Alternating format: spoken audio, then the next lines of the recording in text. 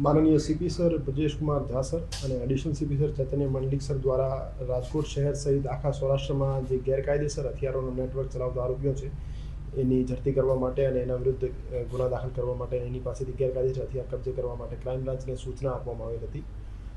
ACP Shri Bharat Basiya સાહેબના નેતૃત્વમાં PI Shri S Chavda સાહેબ, પીઆઈ શ્રી મનોજ ડામોર સાહેબ, પીઆઈ શ્રી ચિરાગ જાદવ સાહેબની ટીમો દ્વારા છેલ્લા 5-7 દિવસથી આ બાબતે કાર્યવાહી ચાલતી હતી અને પીએસઆઈ શ્રી એસએમ રાણાની ટીમ દ્વારા ગઈકાલે એક આરોપી જે વાવડી રસુલપરા રોડ પર હતો એનું નામ રહીમભાઈ ઉર્ફે જામનગરી સંધી હતું।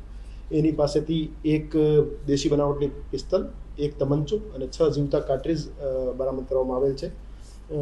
એની ગુનાહિત ઇતિહાસની વાત કરીએ તો એના વિરુદ્ધ મારામારીના 4 ગુના દાખલ થયેલા છે અને અગાઉ એક આર્મ્સ એક્ટનો ગુનો પણ દાખલ થયેલો છે અને એક વખત પાસામાં જઈ આવેલો છે।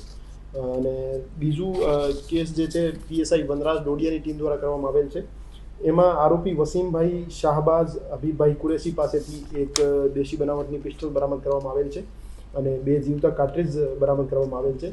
એ રીતે રાજકોટ શહેર ક્રાઇમ બ્રાન્ચ દ્વારા 2 કેસમાં 2 આરોપીઓ પાસેથી દેશી બનાવટની 2 પિસ્તલ, એક દેશી બનાવટનો તમંચો અને 8 જીવતા કાર્ટ્રીજ કબજે કરવામાં આવેલ છે અને આગામી સમયમાં પણ જે ગેરકાયદેસર હથિયારો બાબતે જે અમારી ડ્રાઈવ છે, ઝુંબેશ છે, આ ચાલુ રહેવાની છે। એમાં જે પહેલો આરોપી છે રહીમ ઉર્ફે જામનગરી, એને જે પહેલાં ઓડિયા ગેંગનો એક જીસીટીઓસીનો ગુનો દાખલ કરવામાં આવેલ છે। હવેશ ડોડિયા નામના આરોપી પાસેથી જે અત્યારે જેલ હવાલે છે એમની પાસેથી હથિયાર લેવાનો એને કબૂલ્યું છે।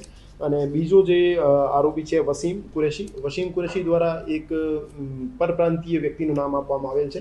એ બાબતે વધુ તપાસ અત્યારે ચાલુ છે અને એવું જાણવા મળ્યું છે કે 35,000 થી 40,000 રૂપિયાની કિંમતમાં આ હથિયાર એમની પાસેથી લેવામાં આવેલ।